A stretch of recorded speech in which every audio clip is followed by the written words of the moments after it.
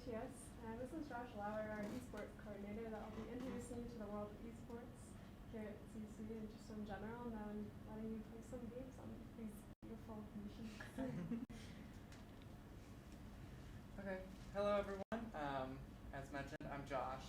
I spend most of my hours down in these two labs, and where you guys currently are is the varsity space. As you can see, there's about 12 computers around you and also a broadcasting booth.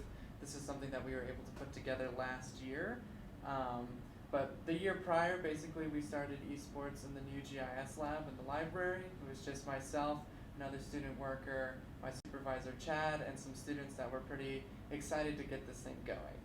And luckily, we had some success with our Overwatch team, and we were able to acquire this last year. And this year, due to us being a little bit more successful as well, we were able to get another space. And so these spaces used to just be old computer labs.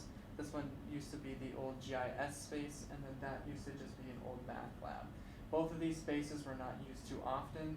That one maybe in the past 2 years was used like 5% of the time, but now they're used pretty much 24/7. A lot of our players will come down here to either play games, rank up, have practices, even study. It's used for a lot of different things, and luckily a lot of our varsity players, so we have basically sponsored teams and prospective teams. Our sponsored teams, they'll get things like jackets or jerseys with their name tags on them, and they'll be able to come in here and practice anytime they like. Prospective teams, basically, it's because the labs are so popular, we can only help out so many teams, but we allow them to come in here and reserve some computers to practice as well, while also giving our sponsored teams or players the computers even during those kinds of practices. Our players do put in a lot of effort into practicing and to coming down here and making sure that they're ranking up, training, and just staying on top of their game. There is quite a future in esports, especially if you go professional. League of Legends, I think, is the furthest ahead. They actually have basically the NFL equivalent to a season. They're fully franchised, so I think the Golden State Warriors owns a team in League of Legends, and also Rick Fox, who was a professional NBA player, also owns a team. So there's a lot of money that's being poured into these games to make sure that they actually have longevity, and some of these players on the teams get upwards of 7 figures. So there is a good chance that some of our players will actually be able to pursue that. I think one of our, he's a senior actually who plays Overwatch. He's been approached by a couple professional teams.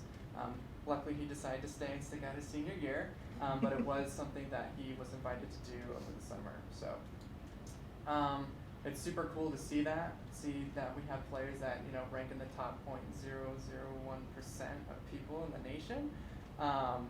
And just being able to foster a community like this and be able to run it.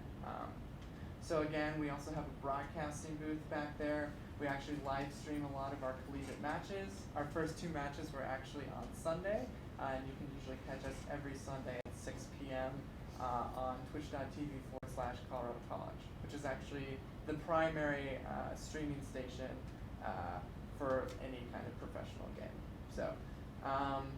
Along with having a lot of longevity with players, there's also a lot of longevity when it comes to just esports in general and broadcasting. A lot of these competitions, when they reach their finals, rival if not surpass the Super Bowl. So viewership is definitely there as well. So it's really cool to see that Tiefenthal Taller was, also eager to get this started. Being able to start from the top up instead of from the ground floor has really been a blessing because we do get some funding, which is really nice. So what we have here is the varsity space. If you want, we can just take a couple minutes to quickly explore the event space. If not, I can just describe it here as well, so I can stay on cameras. That might be nice. Go with you. Okay, cool. Then let's just go ahead and take a quick peek.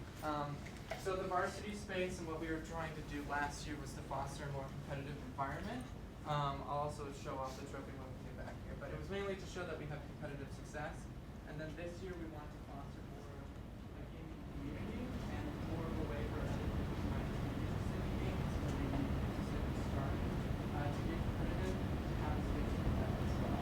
So I call this one the event space, and that's just because we do a lot of work using doing here, a little bit more recreational. We still have a little row of 6 computers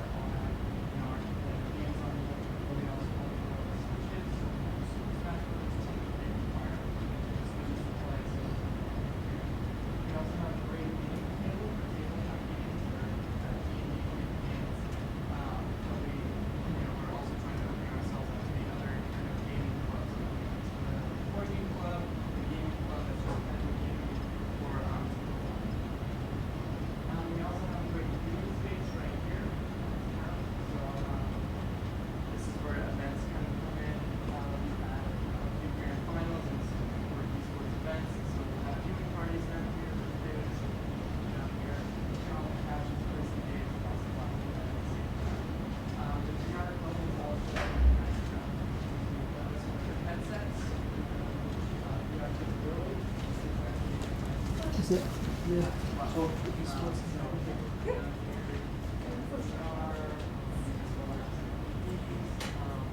Or play some board games. It's a lot easier to get access to this space. For the varsity space, you need to be on one of our teams, and only people who are on our sponsor teams will get 24-hour access to it. So in here, again, it just provides more opportunities for maybe an international student who can bring their computer over. Now that they just ask me, we'll just go over the lab policies, and they'll have 24-hour access in here, and then they can get back and play their games. So again, there's a lot of opportunities that come with this space. This is another way that we can also increase our community. Speaking of which, we actually had a field trip. I collaborated with the Peak Meadows Community Center, which basically, if you don't know what they do, third and fifth graders that maybe don't have anywhere to go after school, or maybe their parents haven't picked them up yet, they'll go and hang out there. And so I was able to talk with them, and they actually had a field trip. They brought some third and fifth graders down here, and they were able to play on the computers, play on the VR, play some board games. They're really excited to come back. So again, this space is just another way for us to foster a bigger community, and also just be more accepting of others who maybe don't have the background in these things. I think that's my spiel. We'll go ahead and go back to the other room. I'll show off our trophy, and then we can either play some games or have some fun.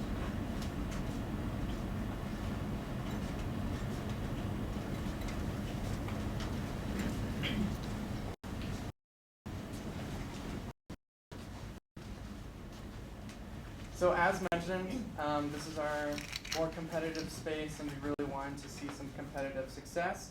So last year, or I guess in April, we actually were able to fly out about 26 students, myself included, live broadcast basically the first ever Division III competition for esports, which was led under the SEAC. And we were actually able to come up in first, which was great. So we participated in 4 different games, League of Legends, Overwatch, Super Smash Bros., and Fortnite, and we were able to place first in League of Legends and Overwatch, and then second in Super Smash Bros. And Fortnite. And so they basically ran it like you would, I think, a track scores. So first place, you get a total amount of points for that game, and then you total all 4 games, and whoever won overall would get the trophy. So we did win overall. And now that we, have solidified our success, it's really cool to see that, and we're really excited to compete again this year.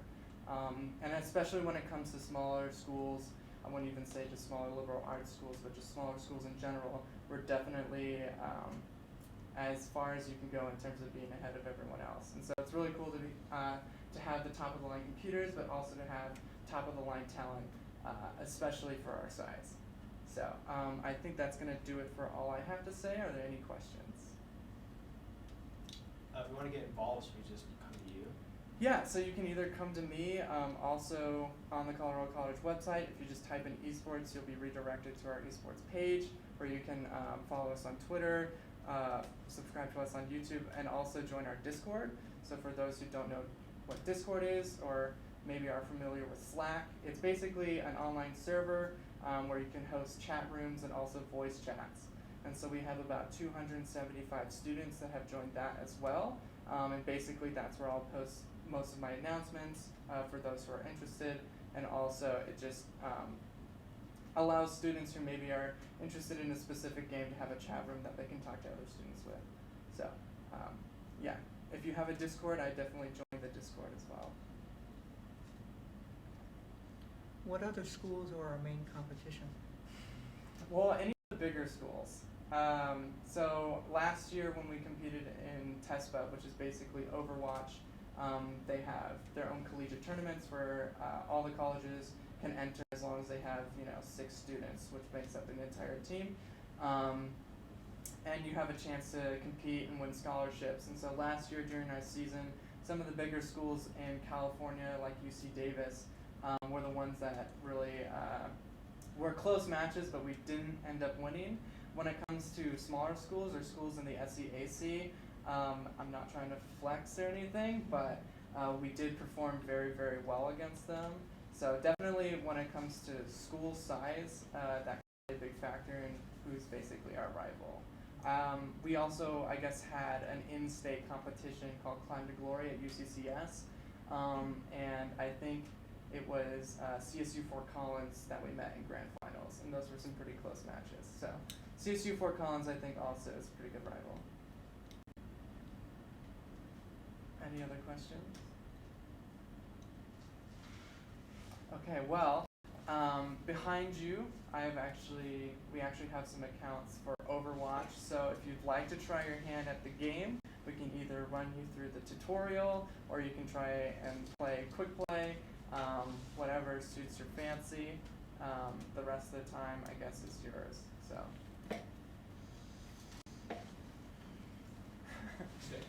Would you like to play? Yeah. Okay, cool. So I think if you guys just hit the play button, it should load up the game. If you would like sound, yeah. Just the play button in the bottom left corner. Yeah.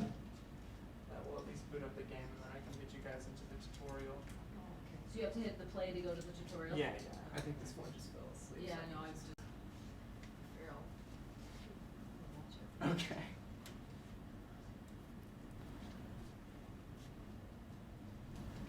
Cool. So we'll just click on training, and then we'll run through the tutorial. So if you'd like sounds, Do I get to talk? no, no talking to anyone, just listening. So that's you? That's me. Oh, wow. They always start with this guy. Cool. They know what they're doing. No, that's his name, Soldier 7, Devil 6.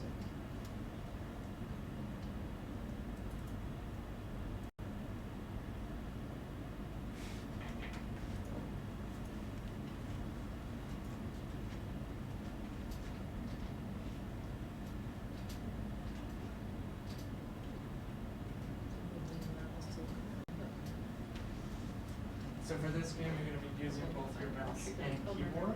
So you use your mouse to look around, and then keyboard is usually movements.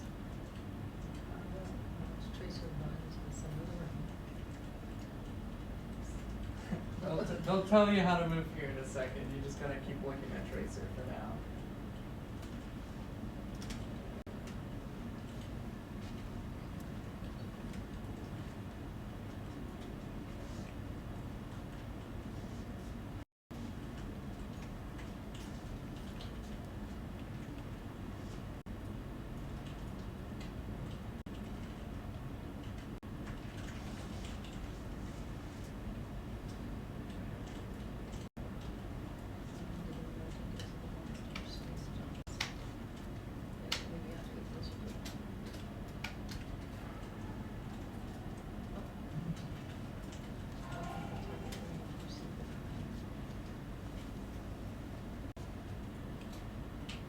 Okay. Okay, now what? I think they want you to physically move. So that's gonna be your W, A, S, and D keys instead of the Oh. arrow keys. Where? Oh, Yeah. these. Yeah. Nice and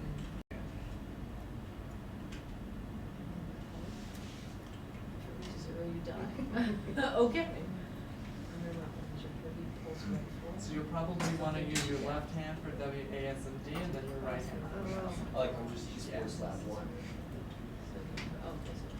1. Yeah, it takes a little bit.